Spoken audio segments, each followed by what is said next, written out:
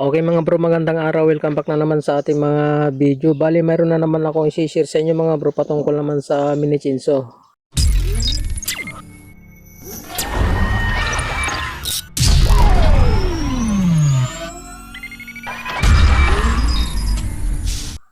Ayan, bali ang problema nito mga bro ay may lumalabas na gasolina dito sa kanyang tambutso.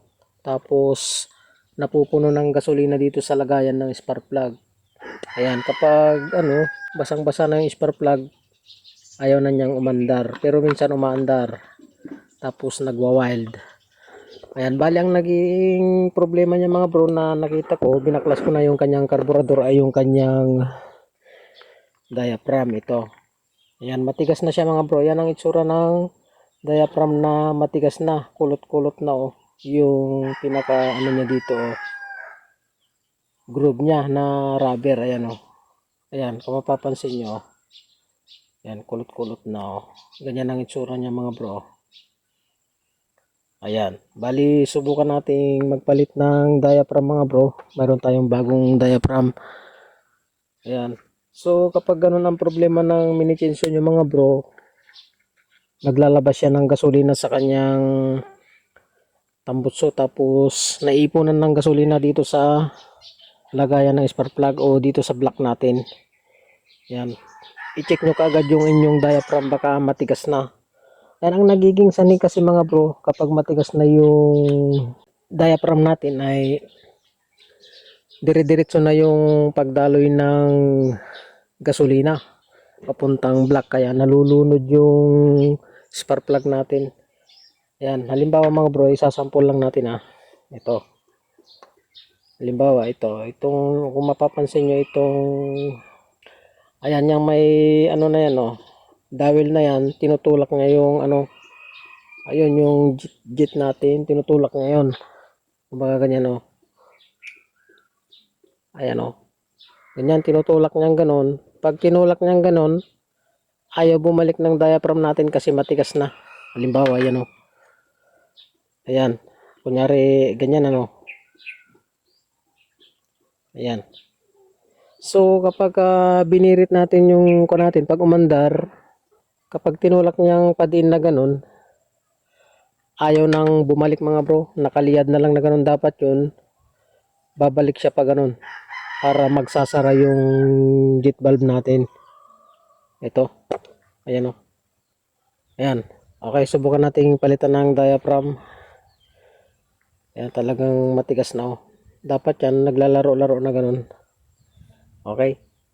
Susubukan natin kunin yung bagong diaphragm natin. Ito. Ito yung isang spacer na bago papalit natin. Isang set to mga bro pag bibili kayo. At ilalagay ko na rin dyan sa baba ng ating video para maka-order kayo kung halimbawa kailangan nyo ng diaphragm. Ayan, ito yung bagong diaphragm natin mga bro. Ayan oh. Ayan yung itsura niya oh.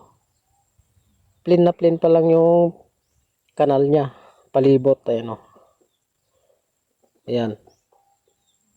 Tapos ito naman yung kanyang kabila. Ayan, parang ano mga bro, interior. Ayan oh. Lubong-lubo pa siya kumbaga. Hindi katulad nung luma na yupi-yupi na. Ito, kung mapapansin nyo. Ayan oh. Ayan oh, yupi-yupi na oh. Oh. Okay, subukan natin palitan. Ayan. So, palitan natin mga bro, ganyan.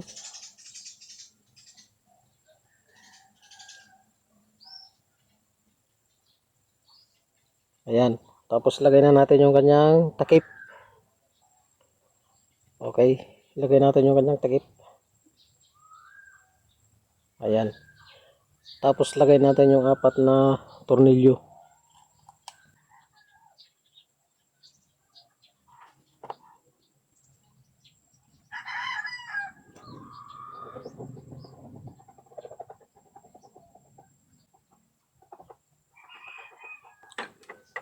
Ayan. Tapos sigpitan natin yung apat na tornilyo.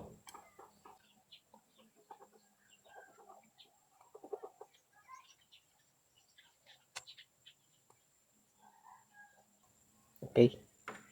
So ibaba natin mga bro para ano, mas komportable tayo sa paghigpit.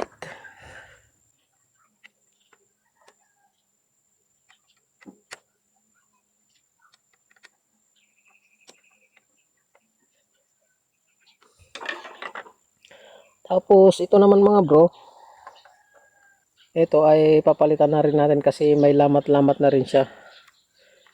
Ayan o. Hindi lang gaano mapansin kasi itim. Ayan o. Oh. Ayan, may bilog na siya o. Ayan o.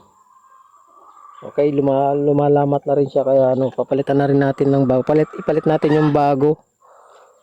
Kahit wag na yung gasket niya, okay pa naman yung kanyang gasket. Ito. So, ganyan. Yan, ganyan. Ayan. Tapos, lagyan na natin yung ano niya. Ito. Ito mga bro. Ganyan. Yan. So, check lang natin. Check natin mga bro. Yan, dapat nakaganyan, no? Nakatama yung dowel niya. Okay?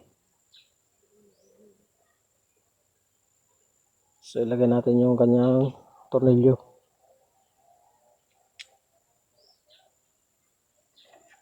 So, ibaba natin.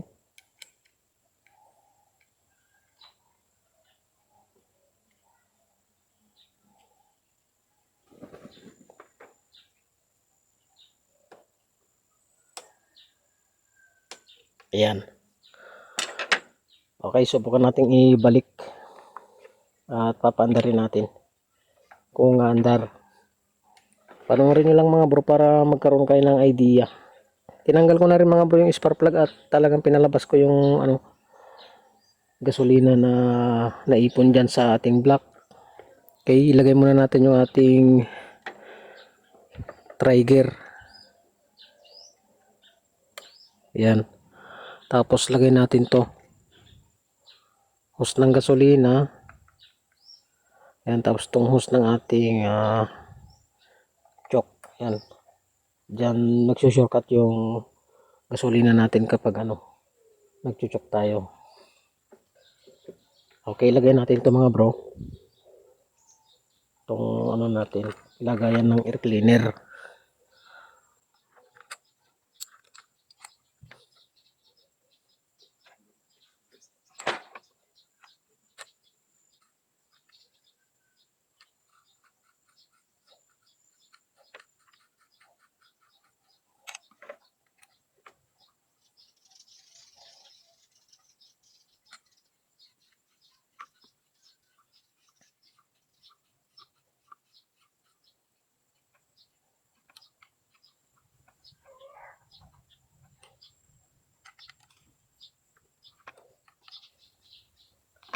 Okay.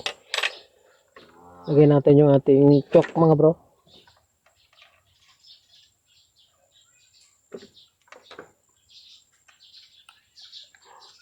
Tapos lagay na rin natin yung ating spark plug. So kapag ano basa yung spark plug nyo, punasan nyo ng basahan para matuyo. Para kayang sunugin ng ating spark plug yung lalabas na gasolina o pupunta na gasolina sa ating block.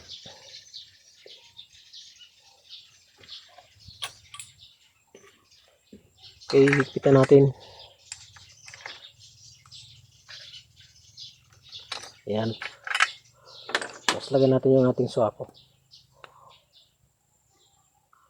Okay, subukan natin pandarin kung mapapandar natin.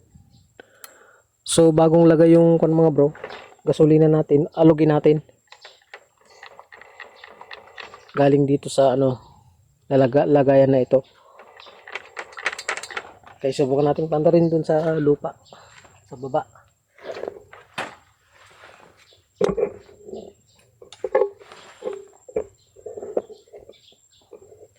Choke natin mga bro, tapos i-on natin.